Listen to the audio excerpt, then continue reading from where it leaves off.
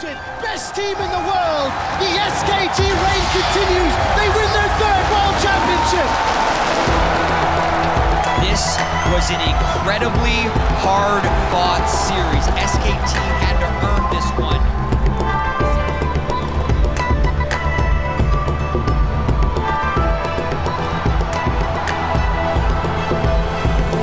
SK Telecom have overcome every challenge.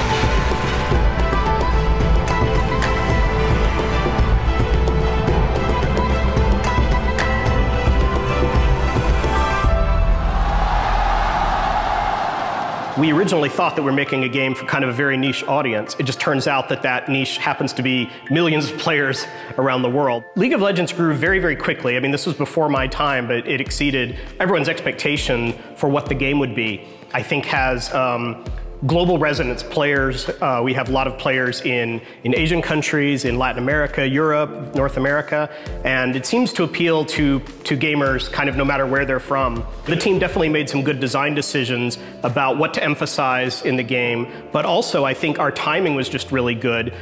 Streaming games was starting to become a very big thing on things like the Twitch platform, and then also esports was just taking off, and League of Legends is a very popular esport worldwide.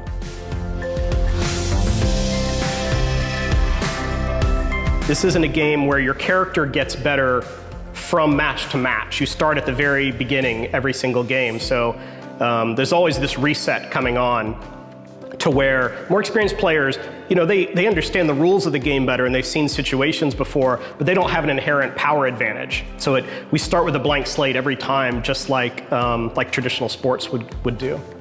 Some games are designed for players to play them, say, for 10 or 20 hours and then put them aside, but League of Legends is a game that is ongoing. So we want players to be able to play it, you know, maybe for their entire lives as gamers.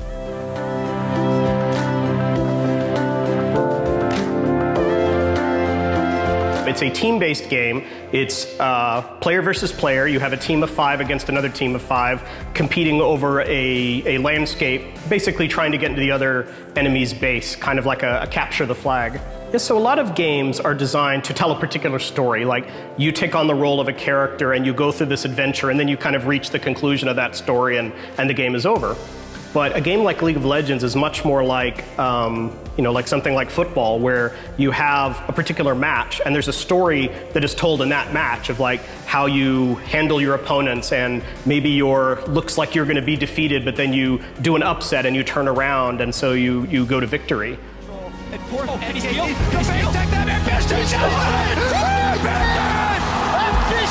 steals the Elder Dragon. He gets away with the lives. This is a 4-Drake Elder Dragon. He lives. Ambition saves the game once again.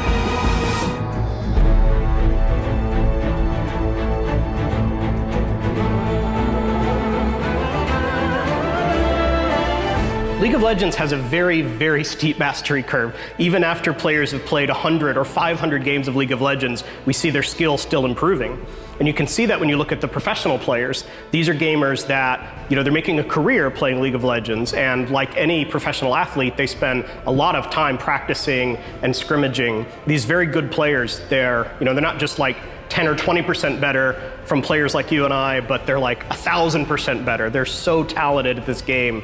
They can see into the future and they can predict what's going to happen in ways that, you know, constantly surprise someone like me.